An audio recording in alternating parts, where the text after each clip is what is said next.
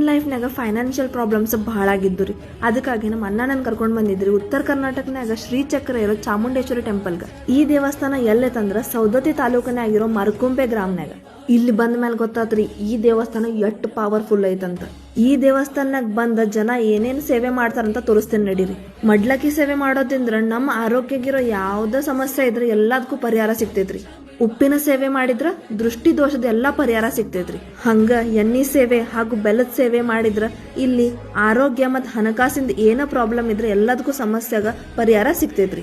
ಅಷ್ಟ ಅಲ್ರಿ, ಇಲ್ಲಿ ಬಂದ 9 ತಿಂಗಳ ಇಲ್ಲಾಂದ್ರ 9 ವಾರ ಹರಿಕೆ ಕಟ್ಟಿದ್ರ ನಮ್ ಲೈಫ್ನಾಗ ನಮಗ್ ಬೇಕಾಗಿರೋ ಎಲ್ಲಾ ಕನಸುಗಳು ನನಸಾಗ್ತಾವ್ರಿ. ಇಲ್ಲಿ ಬಹಳ ದೂರದಿಂದ ಎಲ್ಲಾ ಜನ ಬರ್ತಾರ್ರಿ. ಇಲ್ಲಿರೋ ದೇವ್ರದ ಪವಾಡ ಬಹಳ ಐತ್ರಿ. ಪ್ರತಿದಿನ ಇಲ್ಲಿ ಅನ್ನದಾಸೋಹ ಸ್ಟಾರ್ಟ್ ಇರ್ತೈತ್ರಿ.